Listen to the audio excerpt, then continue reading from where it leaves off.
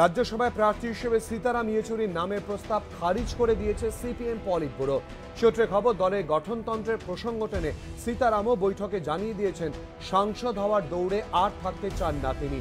এই পরিস্থিতিতে জুলাইয়ের শেষে বৈঠকে বসছে সিপিএম এর কেন্দ্রীয় কমিটি, যেখানে তার নামে ছাড়পত্র দেওয়ার সম্ভাবনা কার্যত নেই বললেই চলে। সূত্রে খবর, সীতারাম ইয়েচুরির বিকল্প গ্রহণযোগ্য প্রার্থী কে হতে পারেন তা নিয়ে প্রাথমিক আলোচনা শুরু করে দিয়েছে আলিমুদ্দিন শেখ। বঙ্গ সিপিএম এর শীর্ষ নেতৃত্বের একটা বড় অংশের বক্তব্য, একক শক্তিতে কাউকে জেতানোর ক্ষমতা না থাকলেও সিপিএম এর প্রার্থী দেওয়া উচিত।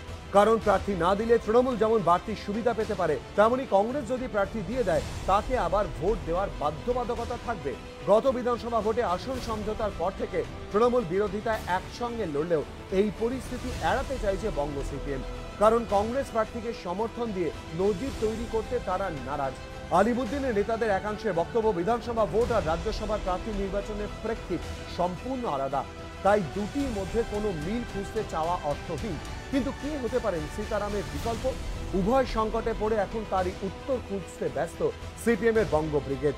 যদিও তাদের বিকল্প প্রার্থীকে কংগ্রেস সমর্থন করবে কিনা তা নিয়েও সংশয় রয়েছে। অন্যদিকে ছন্ন ছাড়া কংগ্রেস শিবিরও। সূত্রের খবর, 38 জন কংগ্রেস বিধায়কের মধ্যে বেশ কয়েকজন তৃণমূলের দিকে পা বাড়িয়ে রেখেছেন। সপ্তাহখানেকের মধ্যে দল ছাড়তে পারেন 3 থেকে 4 জন। রাজ্যসভা নির্বাচনের আগে এই সংখ্যাটা আরও বাড়তে পারে। 8ই জুন রাজ্যসভার ভোট হওয়ার কথা ছিল, কিন্তু রাষ্ট্রপতি নির্বাচনের কারণে তা পিছিয়ে গিয়েছে। অগাস্টে হতে পারে রাজ্যসভা নির্বাচন। তৃণমূল ইতিমধ্যেই 5 জন প্রার্থীর নাম ঘোষণা করে দিয়েছে। বাংলা থেকে কে হবেন ষষ্ঠ প্রার্থী, জল্পনা তুঙ্গে। বিতনু চট্টোপাধ্যায়, এবিপি আনন্দ, কলকাতা।